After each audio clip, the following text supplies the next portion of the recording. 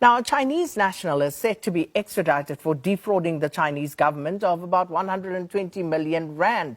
Our SABC News reporter Calvin Dludla is there. So let's locate Calvin and, of course, where he is and find out what exactly is unfolding.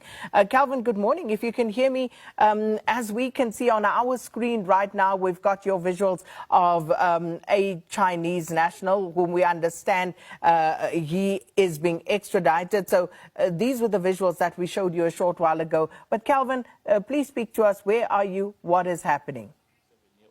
A Chinese national is being extradited, is being sent home. What we saw today is that there are officials from the Interpol and the members of the South African Police Service here at the OR Tambo International. Also, we saw a delegation from China, Sakina, and we had a rare opportunity to also see this 57-year-old male Chinese national coming inside here. I can tell you that he was crying. He didn't want to even look at what was happening because he was being accompanied by police. There was a heavy police presence, but Brigadier Madlanga Commission from the South African Police Service is here to explain more on what is happening here. Brigadier, thank you very much. We saw a 15-year-old Chinese national. He's inside here being processed. You can tell our viewers at home what is really taking place inside here. Okay, so very good morning and thank you for the opportunity. We do have a 63-year-old fugitive of justice who fled to South Africa in 2021.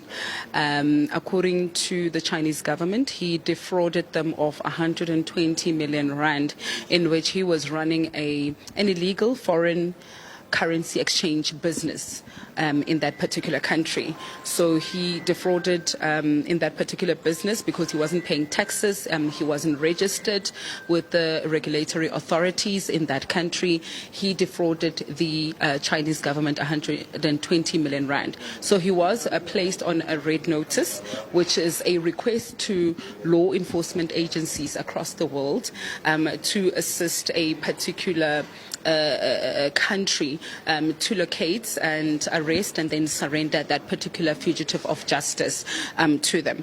So last year, in July 2025, he was attempting to apply for a US visa. We were then alerted by the embassy on what he was attempting to do, and we arrested him there and there. He's been in police custody for the past 6 months. We received an extradition order from the Minister of Justice on the 20th of January. We then communicated with authorities in China, and I can confirm that 3 days ago, the delegation that you would have seen earlier arrived in the country. We held a meeting with them. They not only alerted us on this particular fugitive, but they also alerted us on 18 others that we have been looking for, actively searching for.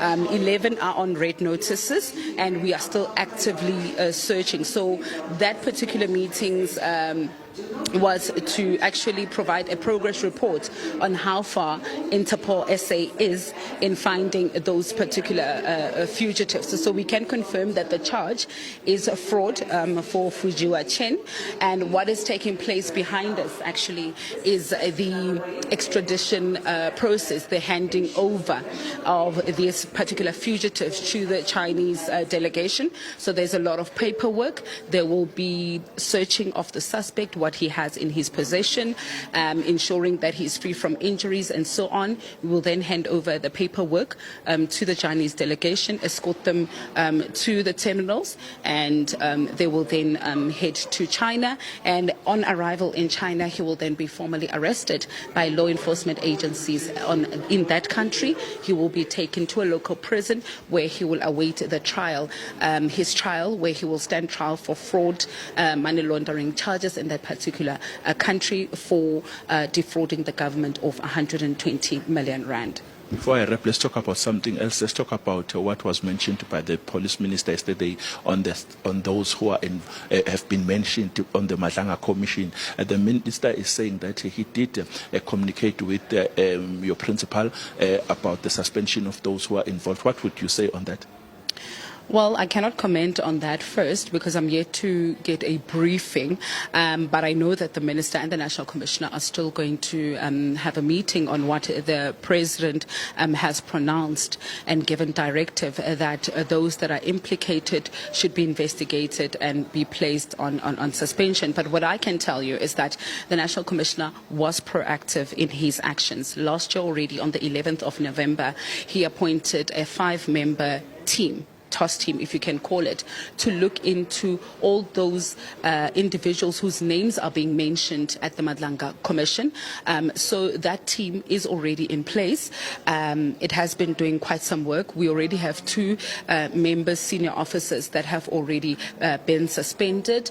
Actually 17 have been issued with notices for investigation. So there has been a lot of work that has been running parallel with the Madlanga Commission as well as the ad hoc committee. So I think the National Commissioner was very proactive in that the work already started last year on the 11th of November, and this 5-member task team, if you can put it, has already provided their first report on the 26th of November to the National Commissioner. But with what the President has directed, the Minister and the National Commissioner will meet to say, do we then appoint another team, or does that 5-member team then continue with the work that they've been doing? But I can assure you, we can assure South Africans that there is work that has been done and running parallel with both the Commission and the ad hoc committee. Thank you very much. That was Brigadier Madlanga Commission. She speaks for South African Police Service nationally.